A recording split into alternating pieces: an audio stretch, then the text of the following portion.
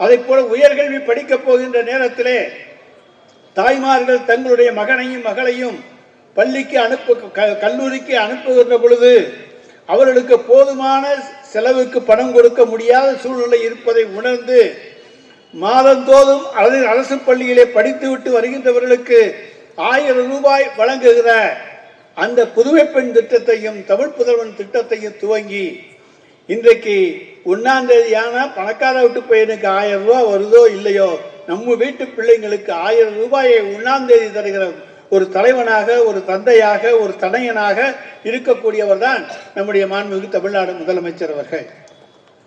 எனவேதான் கல்விக்கு முக்கியத்துவத்தை கொடுக்கின்றார். அதனாலேதான் அவர் இருமொழி கொள்கை போதும் என்கின்றார், மும்மொழி எங்களுக்கு தேவையில்லை என்கின்றார். இருமொழி படித்துவிட்டு எங்களாலே சாதிக்க முடியும். இந்தியாவிலே சாதித்தவர்கள் எல்லாம் இருமொழி படித்துவிட்டு சாதித்தவர்களை தவிர மும்மொழி படித்துவிட்டு எவனும் சாதிக்கவில்லை. யாரையாவது எடுத்து காட்டுங்க என்றுதான் கேட்கின்றோம். வட இந்தியாவில் எங்கே நீங்கள் மும்மொழி படிக்கிறீர்கள்? இந்தியை தவிர வேறு எதுவும் படிக்க சொல்றதில்லை. அதுவும் பல மொழிகளை இன்றைக்கு சாப்பிட்டு விட்டது. எனவேதான் இன்றைக்கு மராட்டியத்திலே போராட்டம் துவங்கி இருக்கிறது. எங்களுக்கு தேவை மராட்டி, இந்தி தேவையில்லை என்கிற குரலை, தமிழ்நாட்டின் குரலை ஓங்கி ஒலிக்கின்ற வண்ணம் மகாராஷ்டிரா இன்றைக்கு இருக்கிறது. எங்களுக்கு தேவை எங்களுடைய தாய்மொழி மராட்டி, அதிலேதான் நாங்கள் படிப்போம், எங்களுக்கு இந்தி தேவையில்லை என்று சொல்லக்கூடிய நிலையை அகில இந்திய அளவிலே உருவாக்கி இருக்கிற தலைவர் நம்முடைய மாண்புமிகு தமிழ்நாடு முதலமைச்சர் அவர்கள். எதையுமே இன்றைக்கு இந்திய ஒன்றிய அரசுக்கு காலையில் எழுந்திருச்சா தமிழ்நாட்டிலிருந்து என்ன பிரச்சனை நமக்கு வரப்போகிறது, அதை எப்படி சமாளிப்போம் என்று எண்ணுகின்ற அந்த ஒரு வேலை தான் இன்னைக்கு அவங்க பார்த்துட்டு இருக்காங்க.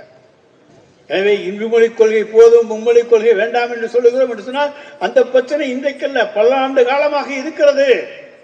1946ஆம் ஆண்டு அரசியல் நிர்ணய சபையிலேயே இந்த பிரச்சனை வந்தது. அங்கே இருந்த இந்தி வெறியர் ஒருவர் இந்திதான் இந்தியாவினுடைய ஆட்சி மொழியாக வர வேண்டும், இந்தி பேச வேண்டும் என்று சொல்லி சொன்ன பொழுது அங்கே டி கிருஷ்ணமாச்சாரி இருந்தார், ராஜாஜி இருந்தார், தமிழ்நாட்டு தலைவர்கள் இருந்தார்கள். அவர்கள் சொன்னதெல்லாம் நாங்கள் ஏக இந்தியா வேண்டும், ஒற்றுமையுள்ள இந்தியா வேண்டும் என்று சொல்லுகிறோம்.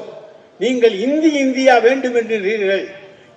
இந்தியா வேண்டும் என்று சொல்லுகின்றவன் இந்த கூட்டத்தை விட்டு வெளியே செல்லட்டும் என்று அன்றைக்கு 46லேயே குரல் கொடுத்தது தமிழகம் தான், தமிழ்நாட்டு தலைவர்கள் தான். எனவே இந்த இந்தியா என்பது அன்று முதல் இன்று வரை எதிர்க்கப்பட்டு வருகிறது. எனவே ஒடுக்கப்பட்ட மக்கள் ஏன் நீங்கள் புகுத்துகிறீர்கள்? அதுதான் எங்களுடைய கேள்வி. நாங்கள் விரும்பிய மொழியை எங்கள் மாணவர்கள் படிக்கட்டும், அதுல யாருக்கும் ஆட்சேபனை இல்லை. எத்தனை மொழி வேண்டாலும் படிக்கக்கூடிய ஆற்றல் உடையவர்கள். ஆனால் திணிப்பு என்பது கட்டாயம், அது வேண்டாம். அதுதான் எங்களுடைய முதலமைச்சருடைய ஒற்றை வரி குரல்.